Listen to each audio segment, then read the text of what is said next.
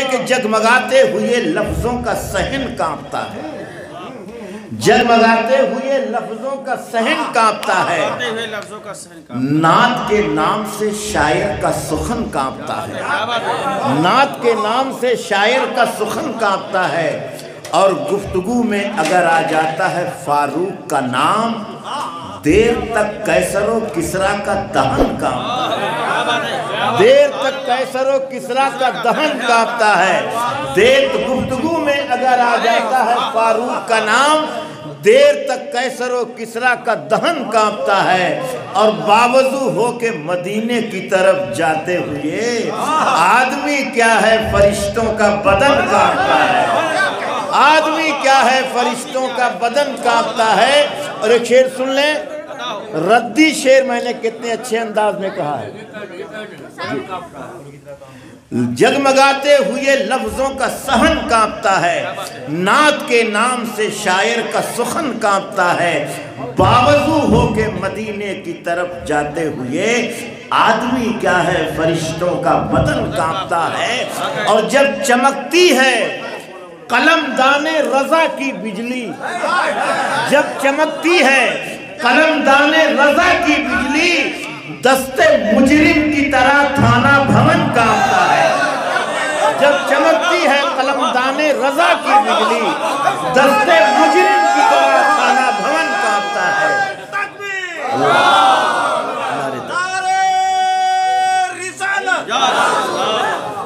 حضرات جتنے نعرے لگے ہیں الحمدللہ یہیں سے لگے ہیں، ایسا لگتا ہے کہ آپ حضرات نے سوچ لیا ہے کہ سب کچھ کریں گے، نعرہ نہیں لگائیں گے۔ دیکھیے کبھی کبھی آپ نعرے میں شریک ہو جائیں، یہ سعادت کی بات ہے۔ اگر غوث اعظم نے اپنے غلام کو نعرہ لگاتے ہوئے مسکرا کے دیکھ لیا تو آپ اندازہ کیجئے کہ آپ کی 1 منٹ کی محنت زندگی بھر کے لیے کام آئے گی۔ میں عرض کر رہا تھا کہ جگمگاتے ہوئے لفظوں کا صحن کانپتا ہے، نعت کے نام سے شاعر کا سخن کانپتا ہے، اور ایک قافیہ استعمال کیا تھا مفتیان کرام سے میں خاص توجہ چاہتا ہوں کہ جب چمکتی ہے قلم دانے رضا کی بجلی، دستے مجرم کی طرح تھانہ بھون کانپتا ہے، جب تلک اذن حضوری نہیں ملتا قسمت، جب تلک اذن حضوری نہیں ملتا قسمت، دشت غربت میں خیالوں کا ہرن کانپتا ہے، دشت غربت میں خیالوں کا ہرن کانپتا ہے۔ میں گزارش کرنے جا رہا ہوں بلا تاخیر اس عظیم شخصیت کو جن کو سننے کے لیے ہم جیسے لوگ بے چین رہا کرتے ہیں،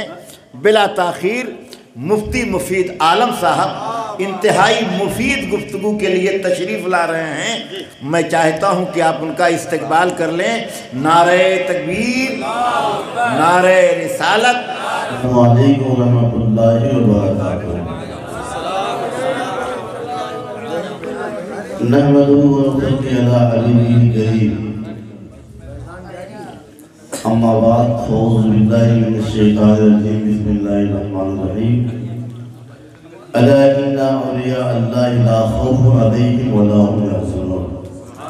صدق اللہ العظیم وصدق رسولہ النبی الامین المتین الکریم۔ حضرات عقیدت اور محبت کے ساتھ دونوں عالم کے تاجدار شہنشاہ ابرار و اخیار، صبح کائنات کی شمس الضحیٰ، شام کائنات کی بدر الدجا، حضور احمد مصطفیٰ محمد مصطفیٰ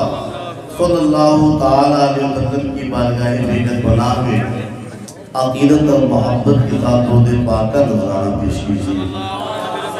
صلی اللہ علیہ نبی امی و آلہ و بارک وسلم، صلاۃ و سلام علیک یا رسول اللہ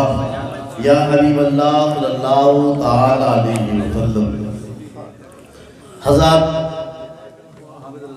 بڑی خوشی کی بات ہے کہ آج ہم اور آپ سب جامعہ سرداریہ کے قریب بیٹھ کر کے ماشاءاللہ اپنے دور دراز کے آئے ہوئے علماء کرام جو بڑے بڑے جلسوں میں ان کی حاضری جلسوں کی کامیابی کی ضمانت ہوتی ہے، الحمدللہ آج ہم اور آپ وقت کے حالات کے اعتبار سے یہاں پر ہم سب لوگ حاضر ہیں،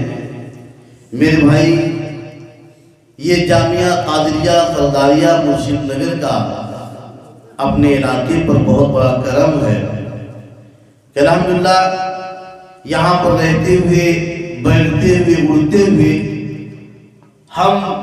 جن علماء کا دیدار نہیں کر پاتے ہیں، ہمارے اس جامعہ قادریہ سرداریہ کے شیخ طریقت اور اس کے یہ کہہ لیجئے کہ بانی اور ان کے روح رواں، ان کے اور بھی صاحبزادگان حضرت علامہ مولانا مفتی احتشام صاحب اللہ کا یہ کرم ہے کہ انہوں نے اپنے علاقے میں دھوم مچا رکھی ہے الحمدللہ۔ حضرات ہم صرف جمال الدین پور ہی کی بات نہیں ہے کہ آپ صرف جمال الدین ہی پور اور مرشد نگر ہی پر کرم فرماتے ہیں، بلکہ پورے علاقے پر آپ کے کرم کی پرچھائیاں پڑتی ہیں، اور اپنے دور دراز حلقوں میں اگر میں نے دیکھا، میں بھی بعض دفعہ ایسا ہوا کہ آپ کے ساتھ رہا، میری بھی حاضری رہی، اگر کسی نے بھی عقیدت اور محبت سے بلایا تو میں نے دیکھا کہ حضرت بغیر کسی نذرانے اور بغیر کرائے کی تشریف لے جاتے ہیں۔ میرے بھائی یہ کہنے کی بات منہ پر نہیں ہے، اور میں نے یہ تنظیمی خدمات کرتے ہوئے بھی دیکھا،